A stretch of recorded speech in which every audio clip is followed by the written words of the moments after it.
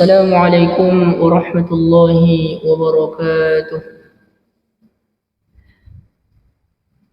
الحمد لله والصلاة والسلام على رسول الله وعلى آله وصحبه ومن تبعه ومن والاه. Ikhwani rahimakumullah, kita lanjutkan kajian tafsir kita surah Abasa ayat yang ke-17.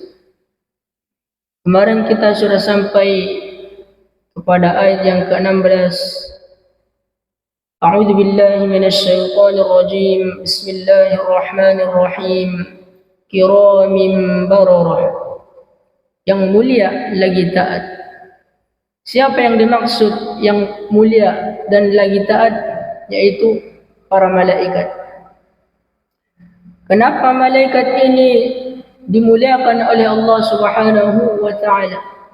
Karena memang malaikat itu selalu taat akan perintah Allah dan tidak pernah maksiat akan perintah Allah. Tapi ini adalah hal yang lumrah, hal yang wajar, karena malaikat Allah ciptakan dari nur dan tidak punya nafsu. Jadi wajar, lumrah, malaikat itu taat, tidak pernah maksiat karena malaikat tidak punya nafsu. Ya ayyuhalladzina amanu, hai orang-orang yang beriman, qu anfusakum, jaga dirimu, kata Allah, wa ahlikum, dan keluargamu. Kenapa Allah meletakkan qu anfusakum dulu baru wa ahlikum?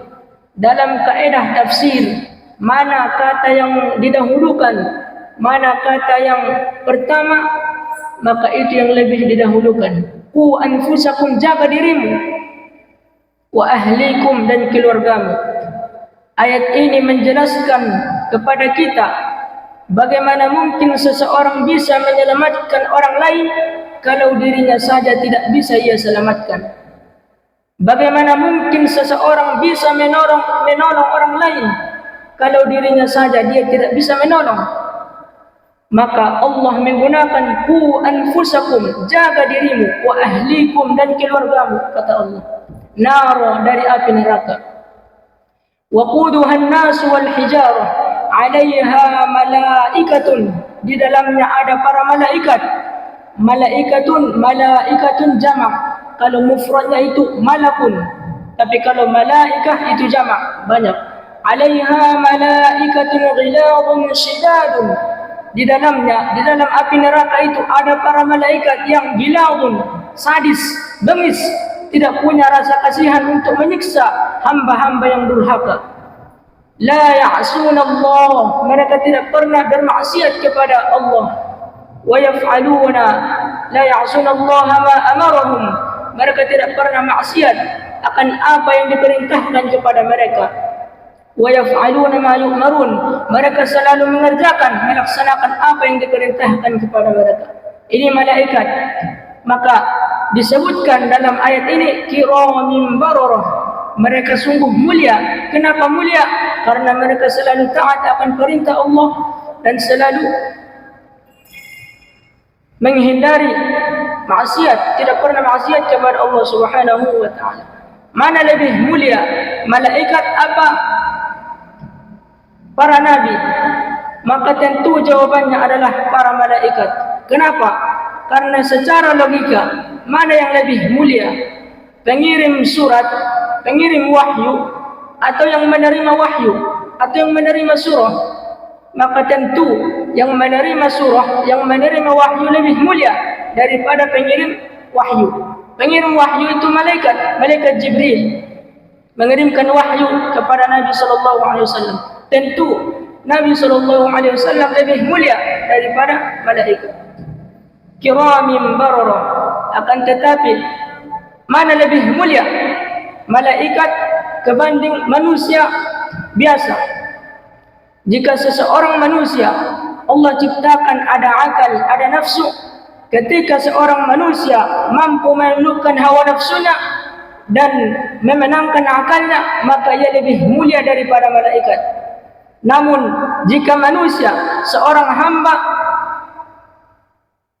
tunduk, kalah dengan hawa nafsunya, maka ia lebih hina, lebih hina daripada hayawan. Kenapa? Hayawan punya nafsu, tidak punya akal. Wajar dia selalu berbuat kesalahan. Tapi manusia dikasih akal.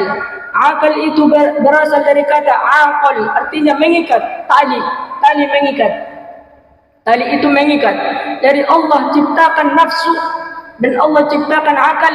Untuk apa diciptakan akal ini? Untuk mengikat hawa nafsu ini supaya tidak melanggar aturan Allah, diikat.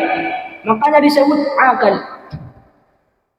Jadi manusia Allah ciptakan punya akal, punya nafsu, sedangkan malaikat hanya punya akal, tidak punya nafsu. Jadi kalau seorang manusia ketaatannya selalu istiqamah, tidak pernah maksiat, maka ia lebih mulia daripada malaikat, karena tidak ada ujian, tantangan. Tapi kalau manusia hawa nafsunya menang dan akalnya kalah, maka ia lebih hina daripada hayawan, daripada binatang. Itu yang disindir dalam Al-Quranul Karim. وَلَقَدْ ذَرَأْنَا لِجَهَنَّمَ كَثِيرًا مِنَ الْجِنِّ وَالْإِنسِ. Telah banyak penghuni neraka itu dari jin dan manusia. Lahum qulubun la yafqahuna biha. Mereka punya hati, tapi tidak pernah digunakan untuk merenung dan berfikir. Walahum adhanun la yasma'una biha. Mereka punya telinga, tapi sudah tersumbat, tidak bisa lagi mendengarkan kebenaran. Walahum a'yunun la yubsiruna biha. Mereka punya mata, akan tetapi sudah buta karena kecintaan mereka yang dahsyat, kecintaan mereka yang menggebu-gebu terhadap dunia. Maka mata mereka tertutup, telinga mereka tersumbat, dan hati mereka tertutup dari kebenaran. Inilah azab yang paling pedih. Musibah yang besar bukan banjir. Musibah yang besar bukan tsunami. Musibah yang besar bukan terbunuh. Musibah terbesar bukan kehilangan harta. Musibah terbesar bukan kehilangan orang yang terkasih. Musibah yang terbesar adalah ketika hati tertutup daripada melihat kebenaran. Khatamallahu ala qulubihim. Allah mengunci hati mereka. Wa ala sam'ihim. Dan pendengaran mereka. Wa ala abasarihim gisawah. Dan mata mereka tertutup. Walahum azabun azim. Itulah azab yang paling pedih, azab yang paling besar, azab yang paling agung. Jadi azab terbesar bukan tsunami, azab yang terbesar bukan banjir, bukan longsor, bukan gempa bumi, bukan. Azab yang terbesar bukan kehilangan orang yang kita paling cintai, bukan. Akan tetapi azab yang terbesar, azab di atas azab adalah ketika hati terkunci daripada melihat kebenaran, kemudian telinga tersumbat daripada mendengarkan kebenaran, dan mata tertutup daripada melihat kebenaran. Inilah azab di atas azab. Walahum azabun azim, kata Allah. Maka bagaimana kita menselaraskan akal dan nafsu? Maka kata Sayyidina Ali, aku hanya butuh 2 langkah untuk masuk ke dalam surga. Langkah yang pertama, aku injak nafsuku. Kalau bahasa Medannya, aku pijak nafsuku. Kemudian aku akan bisa masuk ke dalam surga. Allah tidak memerintahkan kita untuk membunuh hawa nafsu, tidak. Karena nafsu tidak bisa dibunuh. Allah hanya memerintahkan kita untuk menundukkan hawa nafsu. Wa amma man khafa maqama rabbih wa nahan nafsa 'anil hawa. Orang-orang yang takut akan keagungan Allah dan takut akan siksa Allah, wa nahan nafsa 'anil hawa, dan dia menekan hawa nafsunya, menahan hawa nafsunya daripada hal-hal yang diharamkan oleh Allah. Apa balasannya? Fa innal jannata hiyal ma'wa. Maka surga tempat tinggalnya, surga tempat kembalinya. Jadi gampang, mudah, kata Sayyidina Ali. Untuk masuk surga hanya cukup 2 langkah. 1 langkah injak hawa nafsu, langkah berikutnya yang kedua, engkau akan masuk ke dalam surga. kiramin bararah. Malaikat itu mulia. Kenapa? Karena mereka selalu taat akan perintah Allah. Qutilal insanu ma akfarah. Celakalah manusia, alangkah kufurnya. Allah menyindir manusia. Kenapa? Karena yang namanya manusia sudah banyak diberikan kenikmatan-kenikmatan, baik berupa nikmat duniawi, nikmat harta, nikmat materi, nikmat kesehatan. Itu semua anugerah Allah. Akan tetapi kata Allah, qutilal insan, celaka manusia, ma akfarah, alangkah kufurnya. Sebagaimana Allah Subhanahu wa taala berfirman di surah Al-'Asr, wal 'asr. Bahkan Allah bersumpah demi masa, demi waktu. Innal insana lafi khusr. Sesungguhnya manusia rugi, celaka. Yang kaya celaka, yang miskin celaka, yang sehat celaka, yang sakit celaka, yang besar celaka, yang kecil celaka, yang terhormat celaka, yang terhina celaka. Akan tetapi illa, kata Allah, ada orang-orang yang tidak celaka. Illal ladzina amanu, orang-orang yang beriman, orang-orang yang percaya bahkan akan ada hidup setelah mati, orang-orang yang benar-benar percaya akan adanya kematian, percaya akan adanya azab kubur, akan adanya hari kebangkitan, akan adanya hari hisab, perhitungan, akan adanya mizan, hari pertimbangan, akan adanya sirat, jembatan titian yang mempertimbangkan kita apakah kita akan tergelincir ke dalam neraka atau selamat masuk ke dalam surga. Kemudian percaya akan adanya surga dan neraka. Itulah iman. Alladzina yu'minuna bil ghaib. Allah tidak mengatakan alladzina yu'minuna billah. Allah tidak mengatakan orang-orang yang beriman kepada Allah, tidak. Tapi Allah lebih mengutamakan, mengedepankan yu'minuna bil ghaib, beriman kepada yang tidak nampak. Kenapa? Karena kalau kita percaya kepada yang nampak itu wajar, karena kita lihat nyata, fakta terjadi di depan mata, tapi ini tidak nampak di dalam mata, di hadapan mata. Maka alladzina yu'minuna bil ghaib wa yuqimuna shalah, baru mendirikan salat. Jadi bohong orang kalau salat kalau dia masih belum percaya kepada hal-hal yang tidak nampak oleh mata. Maka iman ini, iman kepada hal-hal yang gaib lebih utama daripada mendirikan salat. Alladzina yu'minuna bil ghaib wa yuqimuna shalah wa mimma razaqnahum yunfiqun, ila akhir ayat. Qutilal insanu ma akfarah, alangkah celakanya manusia. Akan tetapi ada yang tidak celaka, illal ladzina amanu. Jadi yang pertama tadi iman. Jadi iman ini, bagaimana harga iman? Allah menjelaskan harga iman lebih mulia, lebih agung, lebih utama daripada dunia dan seisinya. Orang-orang kafir nanti ketika berjumpa dengan Allah, mereka akan dimasukkan, akan digiring masuk ke dalam neraka. Mereka menawarkan kepada Allah emas, harta mereka seluas dunia dan seisinya. Itu yang Allah firmankan dalam surah Al-Imran juz yang ketiga, akhir juz 3. Innal ladzina kafaru, sesungguhnya orang-orang kafir, law anna lahum ma fil ardi jami'a, kalaulah sekiranya mereka mempunyai emas seluas langit dan bumi, wa mithlahu ma'ahu, bahkan dilipat lagi, ditambah semisal itu 2 kali lebih banyak daripada dunia dan seisinya, laftadau bih, mereka akan menebusnya supaya mereka bisa terbebas dari siksa api neraka jahanam. Akan tetapi harta mereka, emas mereka, materi mereka yang mereka perjuangkan di atas dunia tidak akan bernilai di sisi Allah Subhanahu wa taala.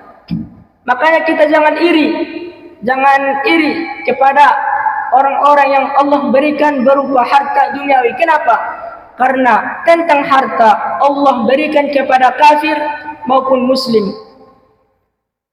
Kalaulah harta dunia itu berharga, bernilai di mata Allah, dalam pandangan Allah, bukankah Allah tidak akan memberikan kepada orang-orang kafir? Akan tetapi Allah berikan. Kenapa? Itu adalah dalilun bahwasanya dunia itu hina, dina, rendah, kecil di hadapan Allah Subhanahu wa taala. Maka yang paling berharga dalam hidup ini adalah iman. Percuma seseorang itu hidup lama, bahkan 1000 tahun, tapi kalau tidak punya iman, tidak akan ada gunanya. Walaupun hidup 1000 tahun, kalau tak punya iman apa gunanya? Walaupun hidup 1000 tahun, jika tak punya iman apa gunanya? Jadi walaupun seseorang itu hidup 1000 tahun, kalau tak punya iman maka hidupnya tidak akan berarti.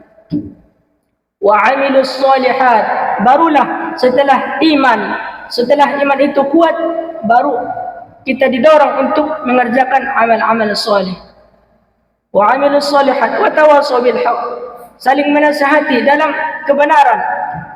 Inilah yang kita kerjakan sekarang, saling menasihati dalam kebenaran.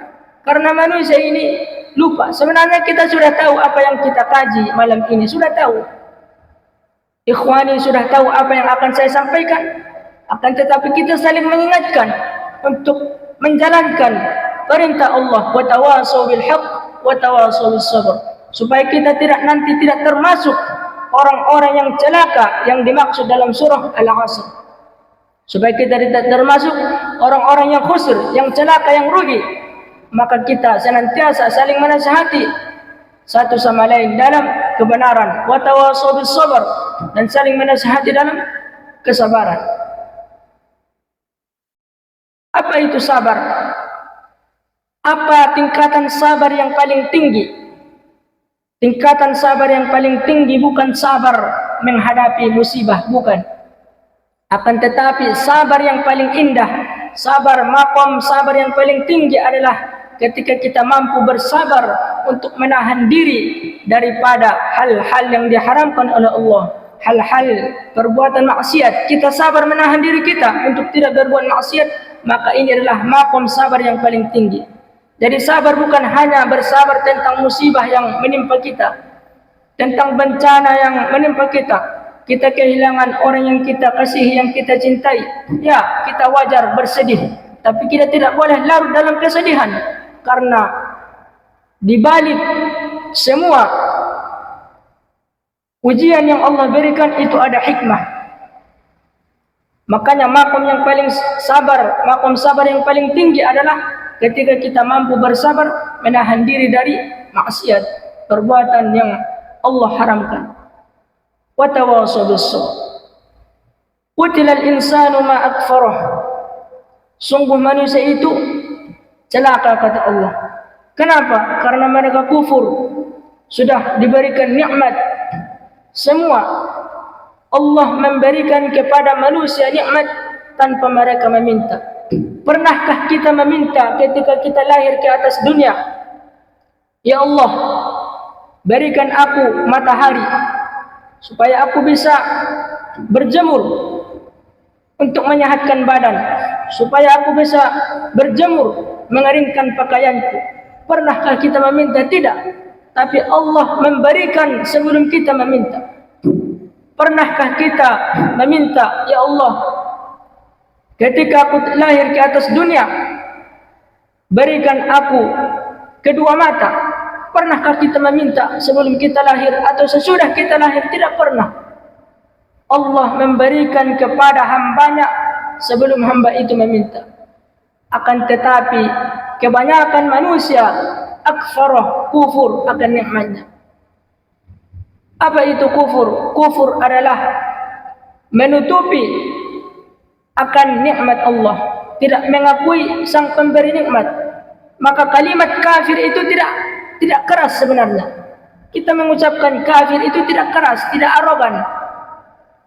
Banyak orang sekarang jangan pakai kata-kata kafir, itu terlalu keras katanya. Padahal itu tidak keras, kafir. Pakai saja gunakan non-muslim katanya. Padahal Al-Quran, kafir itu adalah bahasa Al-Quran. 1400 tahun yang lalu Al-Quran sudah berbicara tentang kafir. Dan kafir itu tidak keras, tidak arogan, artinya tidak radikal, tidak. Kafir itu artinya orang yang menutup. Misalnya ini Quran, ini namanya kafir. Kalau bahasa Inggrisnya kafir, menutupi. Orang yang menutupi namanya kafir. Jadi kafir itu tidak keras, tidak radikal. Kafir adalah orang yang menutup dirinya dengan keimanan kepada Allah Subhanahu wa taala, tidak mengakui ketuhanan Allah Subhanahu wa taala. Qul ya ayyuhal kafirun. Allah tidak mengatakan qul ya ayyuhal non muslim, tidak. Enggak ada ayat qul ya ayyuhal non muslim. Qul ya ayyuhal kafirun, katakan hai orang-orang kafir. Karena kalimat kafir itu memang tidak keras, tidak radikal.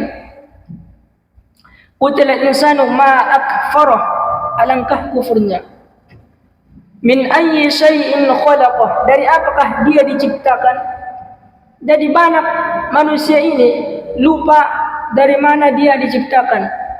Min ayyi syai'in khalaqah, min nutfah, dari setetes air mani.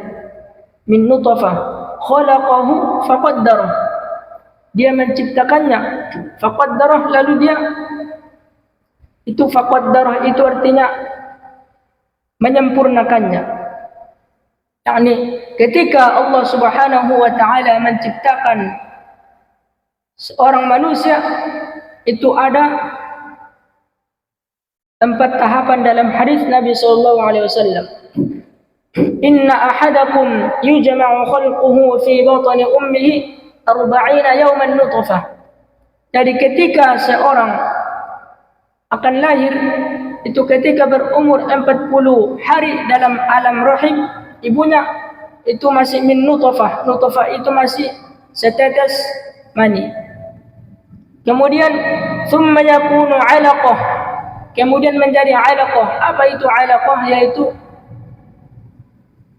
setetes darah yang menempel, 'alaqah. Kemudian thumma yakunu mudghah, kemudian mudghah menjadi mudghah. Apa itu mudghah? Inna ahadakum yujma'u khalquhu fi batni ummihi 40 yawman nutfah thumma yakunu 'alaqatan mithla dhalik thumma yakunu mudghatan mithla dhalik. Mudghah itu sekepal daging, segumpal daging, sesuap daging, tapi masih di dalam rahim. Thumma yakunu mudghatan mithla dhalik thumma yursalu ilaihi al-malak. Kemudian ketika tadi kan 40 hari, 40 kali 3 120 hari. Berarti 120 hari 4 bulan. Betul.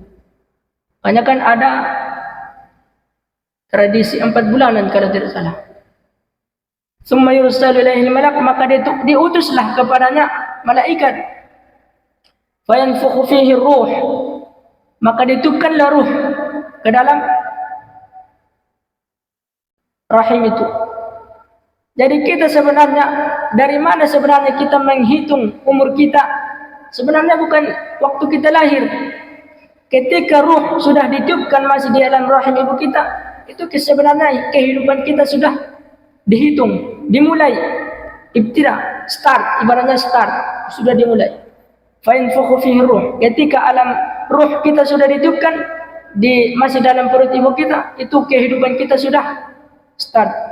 Wa yu'maru bi arba'i kalimat, kemudian diperintahkan malaikat untuk mencatat 4 ketetapan rizkinya.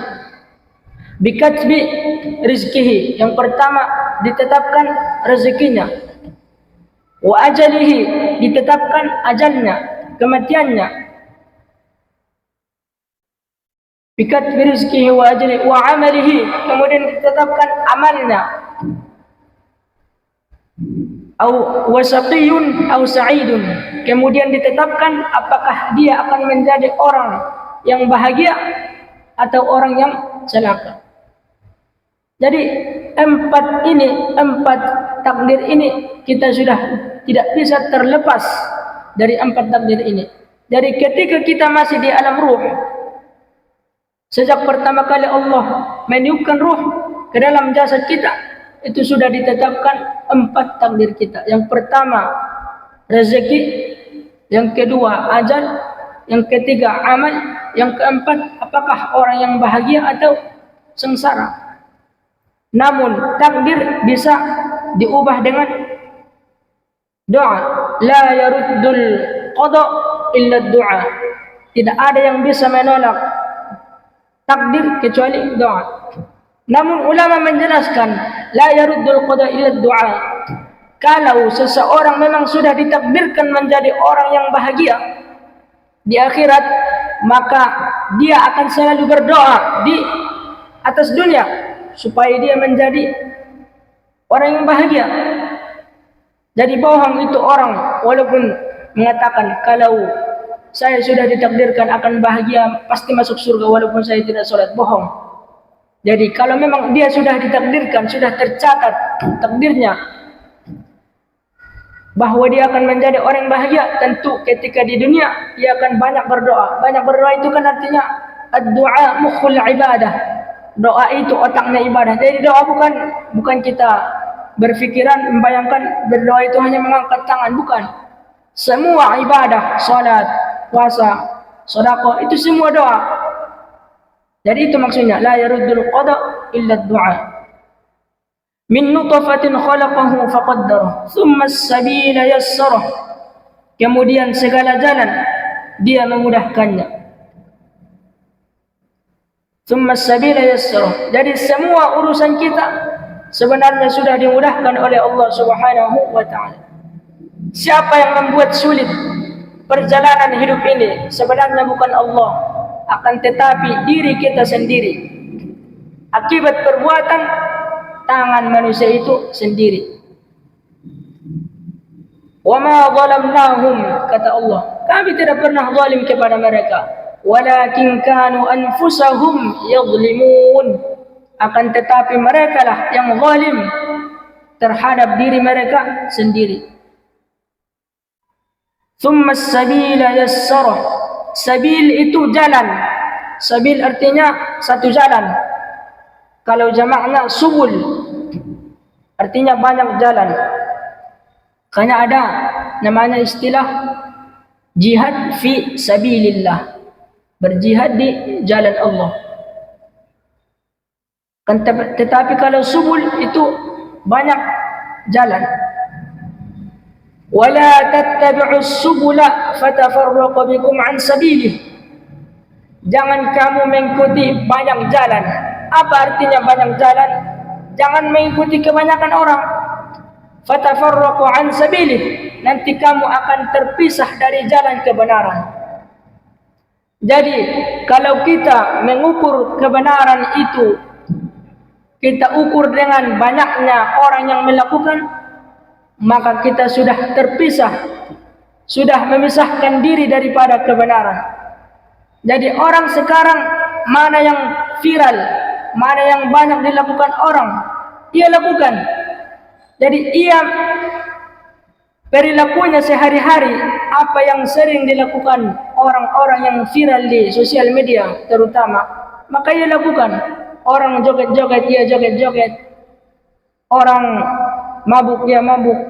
Orang keliling-keliling, putar sana putar sini enggak jelas arah, dia ikut. Wala tattabi'us subula fatafarraqu bikum an sabili. Jangan kamu ikut banyak jalan. Fatafarraqu an sabili. Artinya banyak jalan apa? Jangan kamu ikut kebanyakan orang. Fatafarraqu an sabili, kamu akan terpisah dari jalan kebenaran itu.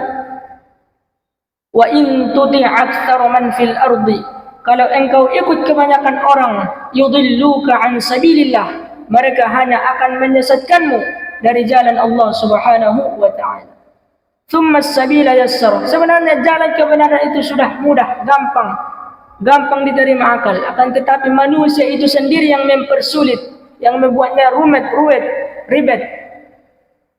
Thumma as-sabila yassara. Thumma amatahu fa aqbara. Kemudian semua yang Allah sudah berikan kemudahan, namun ia tidak mempergunakannya dengan hal-hal perkara-perkara yang Allah ridhai, maka ingat kata Allah, thumma amatahu fa aqbarah, nanti Allah akan mewafatkannya, akan mematikannya. Kemarin kita sudah membahas bahwa kematian itu tidak mesti melalui malaikat Israel, tidak.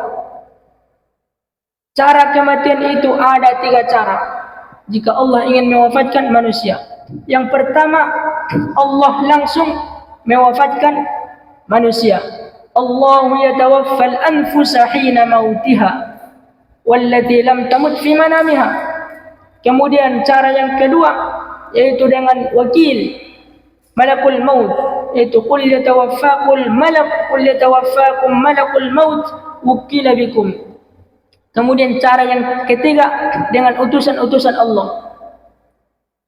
Dengan utusan-utusan Allah. Wa tawaffathum rusuluna hatta idza jaa ahadakumul maut tawaffathum rusuluna. Kami wafatkan mereka dengan utusan-utusan kami. Baik itu dengan kecelakaan pesawat terbang, kecelakaan di mobil, ditabrak dan segala macam, itu banyak cara Allah mewafatkan. Karena kalau hanya malaikat Israel yang mematikan manusia, bagaimana mungkin nanti di sini mati, dalam waktu yang sama di tempat yang lain mati? Apakah dia langsung lari ke sana? Tidak. Jadi cara mematikan itu, Allah mematikan hambanya tidak hanya dengan melalui malaikat Israel. Maka kita mesti bersiap siaga, bersiapkan diri apa yang akan kita bawa menghadap Allah Subhanahu wa taala.